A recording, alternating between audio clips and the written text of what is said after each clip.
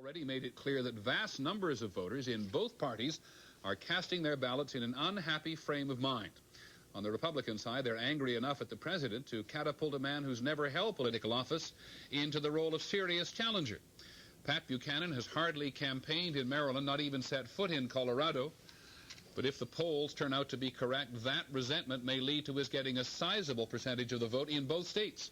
In Georgia, where Mr. Buchanan has mounted a very aggressive challenge to the president, he believes he will do very well. President Bush thinks Mr. Buchanan will do well, too. Here's ABC's Bray Hume.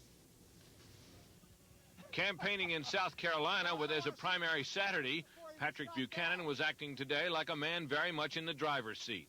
Confident of today's Georgia results, he was already talking about what they will do for him. If we can do as well in that Georgia primary being held today as we did up there in New Hampshire, come close to it, this Buchanan campaign could go all the way to Houston, all the way to November, and all the way to the White House. At the White House today, further signs the president and his team are still groping for ways to deal with Buchanan. Mr. Bush wanted to call attention this morning to some better economic news, but everybody wanted instead to ask about this.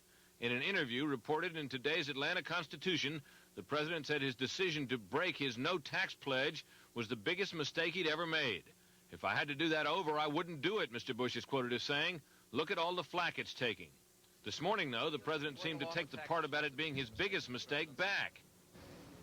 Well, I don't know about the biggest, but yes, I'm very disappointed with Congress.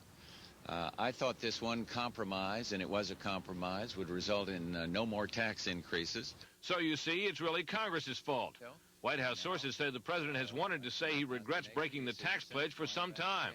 His advisors had urged him to wait until doing so would not seem so political as it did today. But when he was asked a question about it yesterday, he came out and said it anyway. The whole thing seemed to delight Buchanan, who seized the chance to denounce yet again the tax increase the president agreed to. It is not simply a political blunder. He broke a promise, and he made a major economic blunder in raising taxes, $165 billion over a 5-year period, 5 months deep into a recession. Buchanan advisors are now talking of scenarios under which he could actually win the nomination. No one here thinks that will happen, but there is fear here that a long struggle with Buchanan could keep Mr. Bush from winning the election. Britt Hume, ABC News, the White House. As we do in every primary, we've been conducting exit polls so we can understand why people have voted as well as for whom. And ABC's Lynn Scher has been analyzing the numbers. First, what it is we find on the Republican side. Lynn? Peter, Pat Buchanan used a series of tough TV ads to paint himself as the more conservative Republican in Georgia. But that contest turned into a battle over just one issue, the economy. According to early results from our exit polls, some 40% of the Buchanan voters said the economy is in poor condition. Only 9% of President Bush's voters said it was poor. Another example from Georgia. We asked voters whether they were worse off financially today than 4 years ago. 43% of Pat Buchanan's voters said yes, only 19% of those who voted for George Bush. Another trend we've been tracking since the first primary in New Hampshire. Pat Buchanan has a problem with women voters. In Maryland, more than 2/3 of the Buchanan voters were men. As for the president, 55% of his voters were men, 45% women. Why the gender gap? Not clear. But it is evident that with the Bush campaign using TV ads portraying Buchanan as insensitive to women's equality, they've hit on an area where the former columnist is vulnerable. Peter? Thank you, Lynn. Now take a look at what the exit polls are saying about the Democratic candidates. Among political professionals particularly, there's a real curiosity about how the campaign of Paul Tsongas is standing up outside his natural New England base. Peter, Paul Tsongas is generally doing better among upscale Democrats, those with better education and higher income. And he's favored by those who are looking for ways to improve the nation's economy. In Maryland, according to our exit polls, half the Tsongas voters said one of the main reasons they voted for him was that he had specific ideas.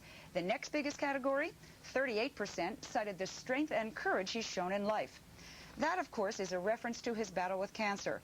But that support is not entirely positive. In fact, it's one of the problem areas for the former senator. In Georgia, 19% said his bout with cancer left them concerned about his ability to serve as president. Another 21% said he is too pro-business. But these aren't huge numbers, but in a political race where margins can determine victory, They are something for Paul Tsongas to worry about. Peter? Thanks again, Lynn. So what does Governor Clinton have to worry about? ABC's Jim Wooten is in Atlanta.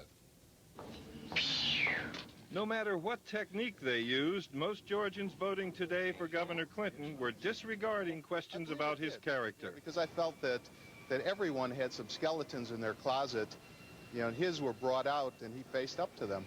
Exit polls showed that for 67% of Clinton supporters in Georgia, allegations of adultery were not figuring in their decisions. No, because Bill Clinton, to me, is an American man, and he's not very different from many of the others.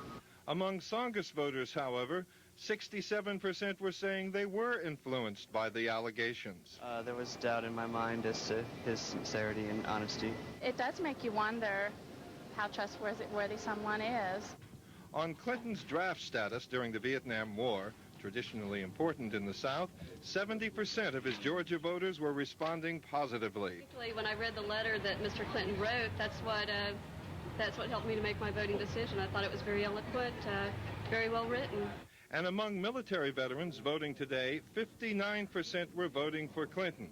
But 65% of Tsongas' supporters were saying Clinton's effort to avoid the draft didn't set well with them.